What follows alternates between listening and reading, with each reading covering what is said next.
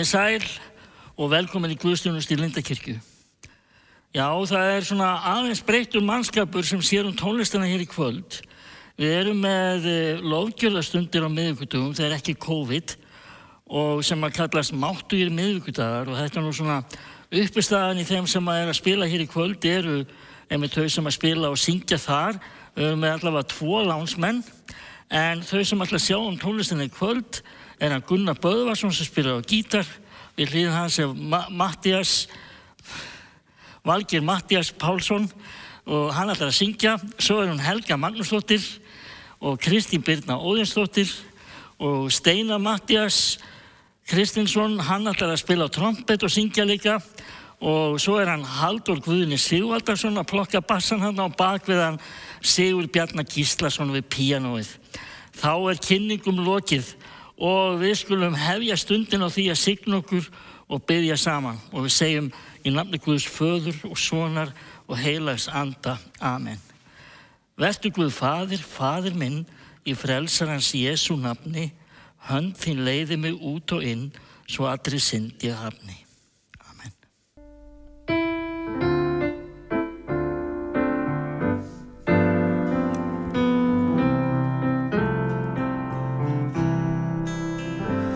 Í nærveru þína ég kem, í kærleika þínum ég hver, og ljósið þitt víkur skugga heimsins mun.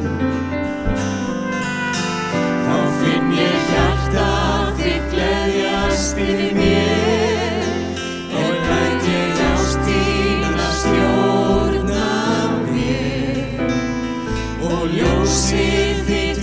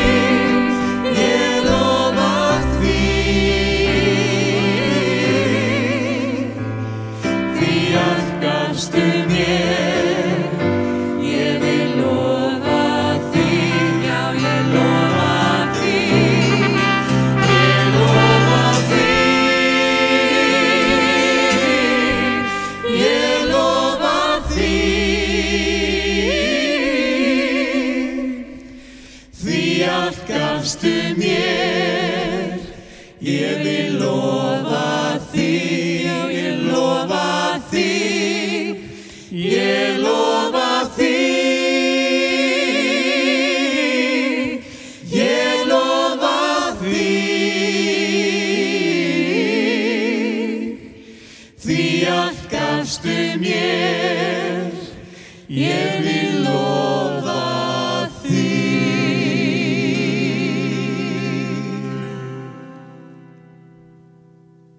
Og þá komið að miskunnarbæninni og ég hvet ykkur sem að heima sitji til að svara.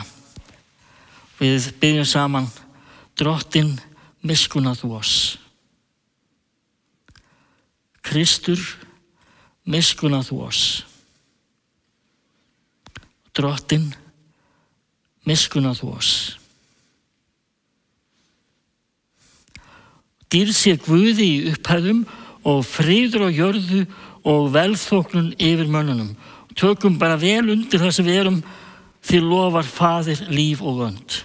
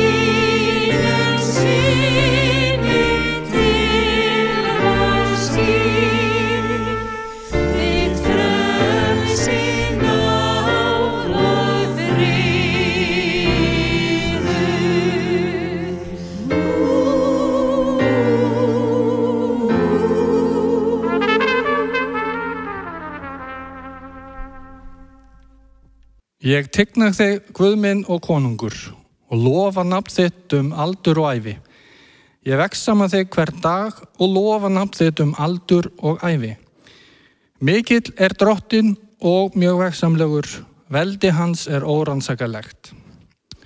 Kynslóð eftir kynslóð vegsamar verk þín, segir frá máttaverkum þínum, og dýrlegum ljóma hátignar þinnar. Ég vil syngja dásamdir þínar. Þær tala mátt ógnarverka þinna. Ég vil segja frá stórverkju þínum, þær víðfræja mikla gæsku þína og fagna yfir réttlæti þínu. Þannig hljóðar hið heilaga orð. En í þeim fjölda sem trú hafði tekið var eitt hjarta og ein sál og enginn þeirra taldi neitt vera sitt hann átti, heldur höfðu menn allt sameiginlegt. Postularnir báru vitni upprisu Drottins Jesú með miklum krafti og mikil náð var yfir þeim öllum. Eigi var heldur neitt þurfandi meðal þeirra, því að allir landeigendur og húseigendur seldu eign sína, komu með andvirðið og lögðu fyrir fætur postulana. Og sérhverjum var úthlutað eftir því sem hann hafði þörf fyrir. Þannig hljóðar hið heilaga orð.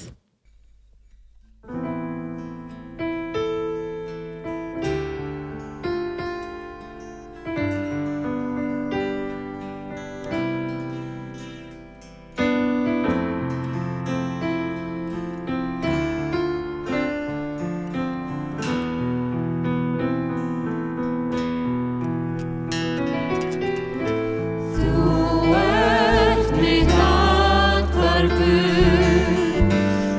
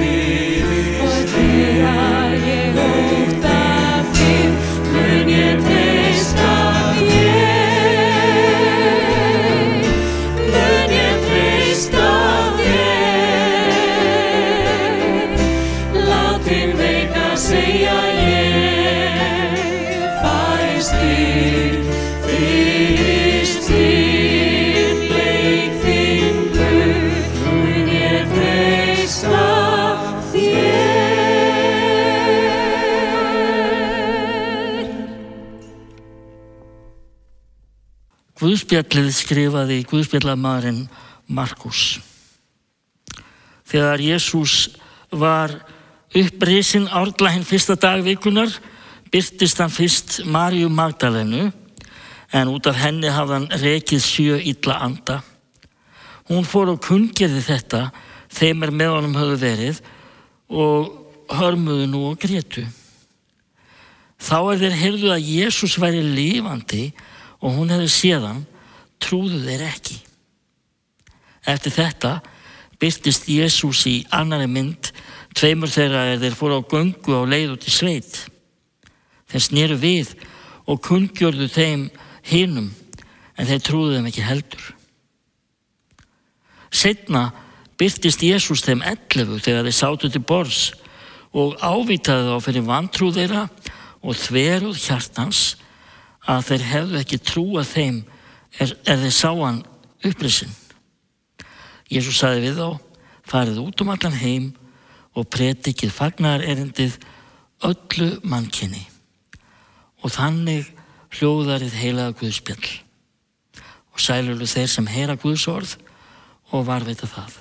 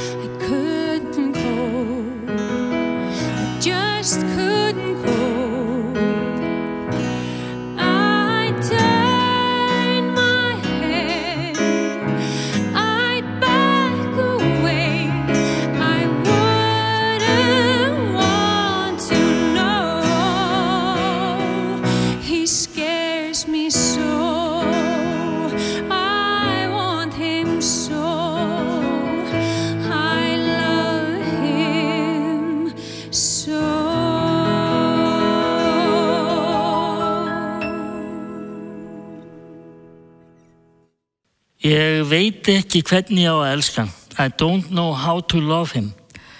Söngurinn hennar Maríu Magdalenu úr söngleiknum Jesus Christ Superstar sem á Kristín Birna söng hér fyrir okkur. Og það var sérstakt sambandið þeirra, Jesú og Maríu Magdalenu. Og meira sé að hefur stundum verið leitt að því líkum að María hafi verið ein af lykilpersónum frumkristninnar. Og það er víða sagt frá henni í Guðspjöllunum 12 sinnum og hún er svo kona sem oftast er getuð í Guðspjöllunum fyrir utan Maríu, móður Jesú, og hennar er getið jafnvel oftar heldur en margra af lærisveinunum, þessara 12.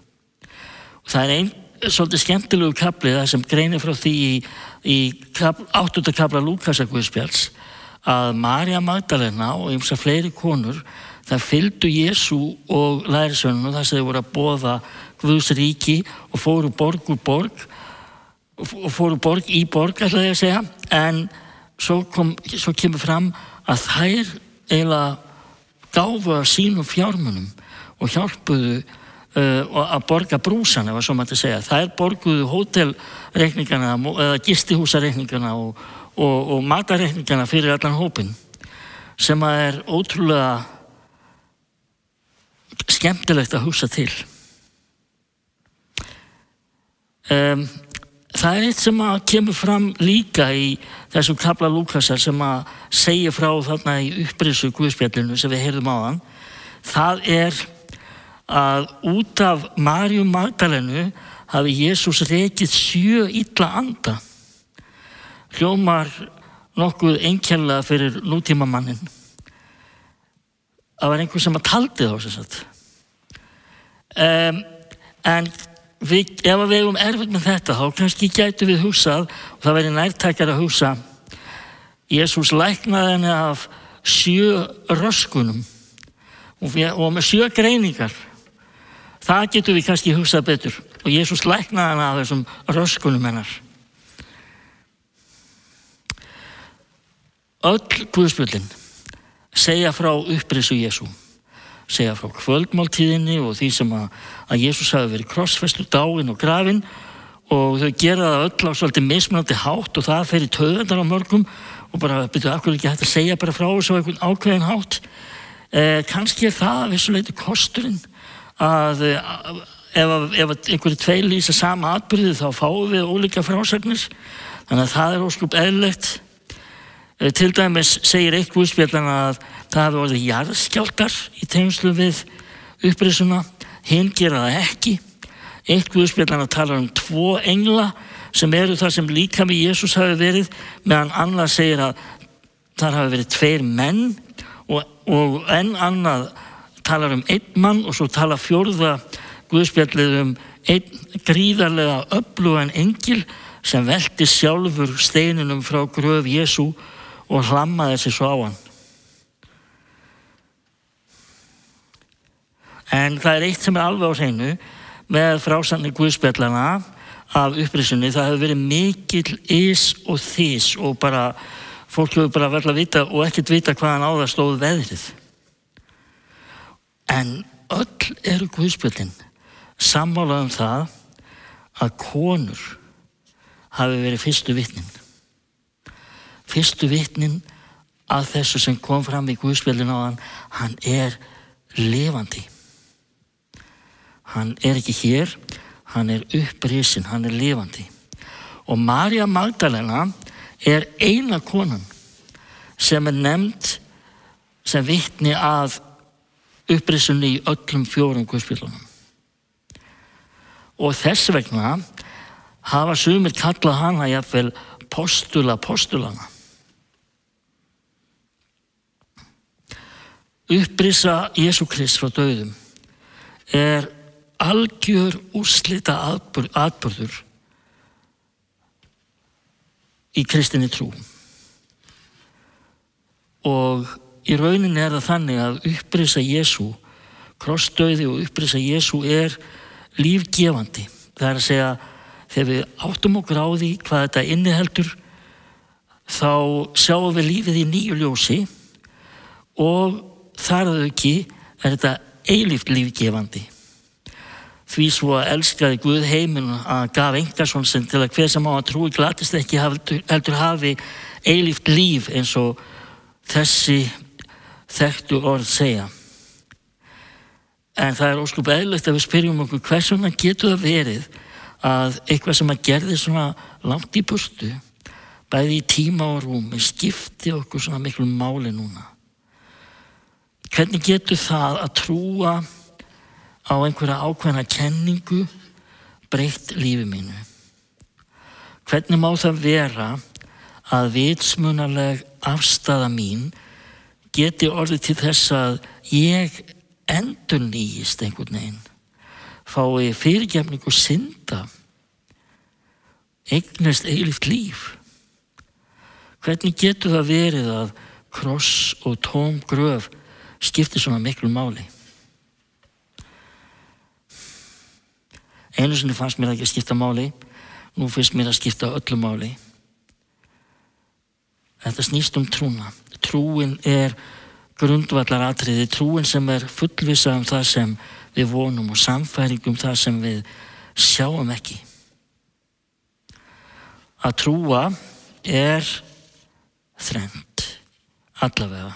Það að taka einhverju sem ekki hægt að sanna fullkomlega eða sjá með berum augum sem gefnu og sönnu.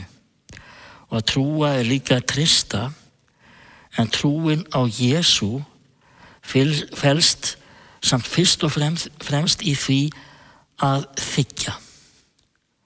Að þiggja. Þá ætla ég að taka eitt nærtækt dæmi, bóluefni. Ég held að við séum örugglega alveg sammála það að bóluefni við COVID sé til. Það alveg staðreynd. En við getum haft mismunandi skoðun á því. Sumir jafnvel efast gagnsemi þess eða virkni, en það algjörlega á hreinu og það vitum við öll. Ef það á að geta virkað, þá þurfum við að þiggja það, annars virkar það ekki. Við getum trúað í að bóluefni sé til eins og ég sagði, og ég get alveg trúað í að það verji líkamann gegn því að smitast af veirunni, en það gagnast mér ekki að bara trúa því að það sé til, ég þarf að taka það inn. Það að segja, þiggja það inn þiggja það til mín og leyfa því að komast að mér og leyfa því að virka eins og það á að gera til að verja líkamann. Þannig gagnast bara vitneskja upprisuna lítið. Ekki til að gefa nýtt líf, ekki til að gefa þetta líf í fullri gnægð. Trúin á upprisuna, það að þiggja upprisuna, þiggja sigur dauðans, þiggja sigur lífsins yfir dauðanum, og það hjálpar okkur að sjá lífið í nýju ljósi. Fyrir þeim sem að syrðu Jesú þá virtist myrkrið hafa sigrað algjörlega og það lagðist yfir heiminn. En þetta ljós var tendrað aftur við upprisuna. Og Jesús birtist lærisveinunum til að gefa þeim hugrekki, uppörva og kveikja nýtt ljós á kertinu þeirra sem þeim fannst vera slöknað á. Og nú áttu þeir að vera ljós heimsins, nú áttu þau að vera ljós heimsins, nú erum við að vera ljós heimsins, við að fara heiminn og kveikja á öðrum ljósum með sögunni Jesú, krossfestum og upprisnum. Jesús hefur varveitt þetta ljós og nú hefur það borist allan heiminn og það skín skært þó að myrkrið sé til staðar. En munum ekki bölva myrkrinu, kveikjum frekar ljós. Þau eru glaðlega og fallega þessi litlu blóm, páskaliljurnar, sem minn okkur á upprisuna. Nú ætlum við Kristín Birna ásamt honum Sigurði Bjarna að flytja lag eftir mig reyndar sem að við tókum upp hérna áður og lagið heitir Páskaliljan og það við ljóð eftir Bjarna Eyjólfsson. Gjörðu svo vel.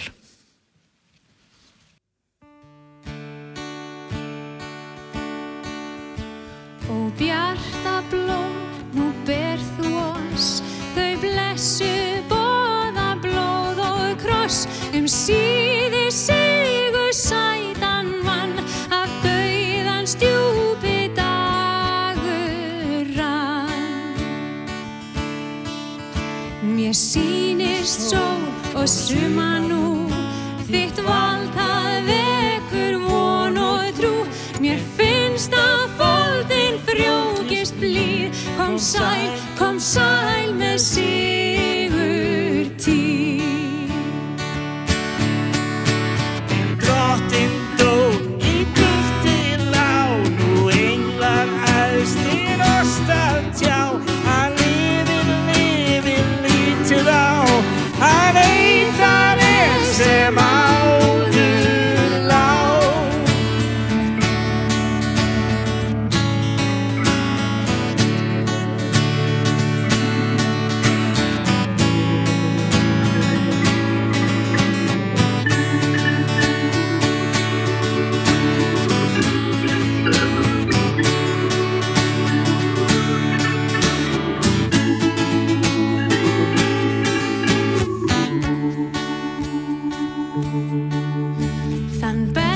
Boðskap berðu enn, huggar hlýtur hryggamenn, frá krossi Krist og kaldri gröf, gefst sekum sátt og sigurgjöf. Og einatt mitt auga sér, þig blessað blóm þú birtir mér, þín krón krossins kærleiksgjöf, og innar eigi ég auða gröf. Nú komið að bænastund, söngkópurinn syngur Þér dýr sé drottin, og það að gera ef við þekkjum textan að taka bara undir í söng heima þar sem við erum, eða við getum átt saman einlæga stund með Guði meðan við syngjum, og svo ljúkum við eftir söngin á því að biðja saman bæn Jesú. Biðjum.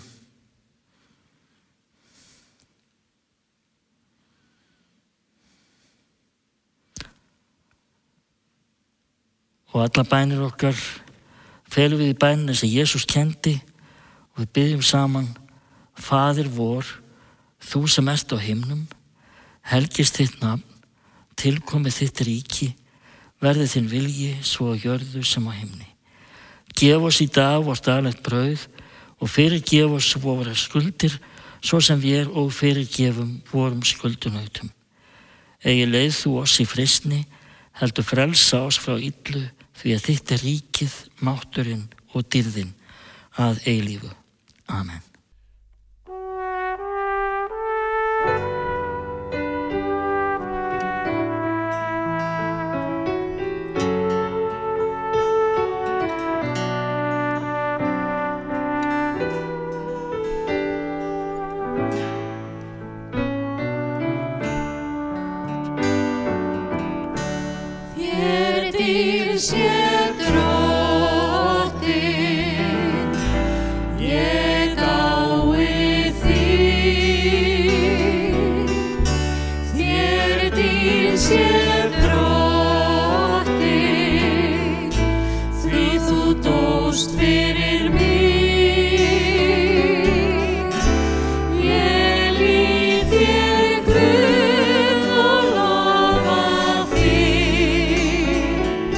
Love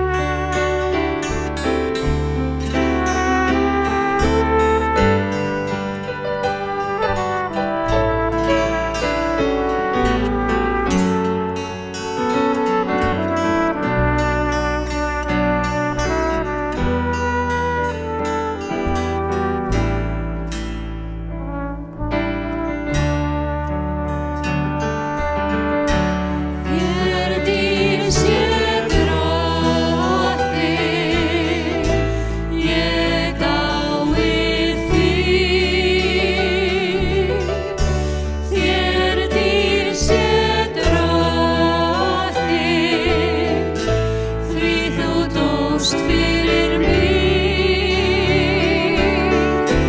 Ég lýt þér Guð og lofa þig. Lofa þig dag eftir dag, þú ert mér allt á jörð. Þú ert mér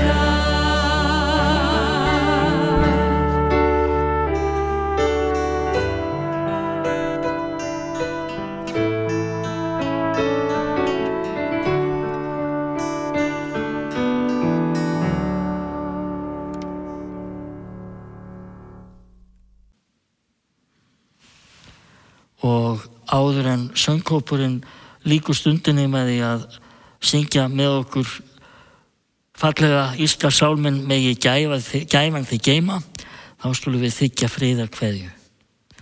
Friður Guðs sem æðri öllum skilningi varðveiti hjörtu okkar og hugsanir í Kristi Jesú. Amen.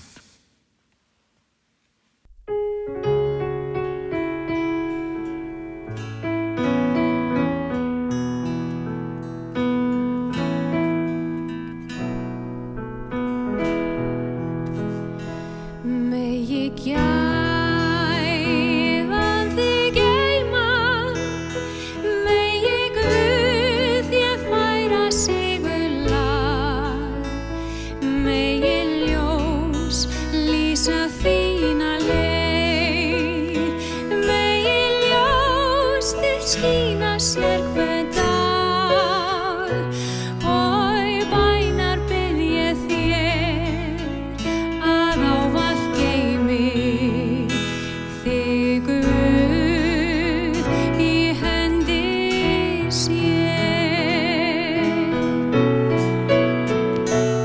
Megi gæfan þig geyma, megi Guð þér færa sigurlag, megi sól lýsa þína leið, megi ljós þitt skína sér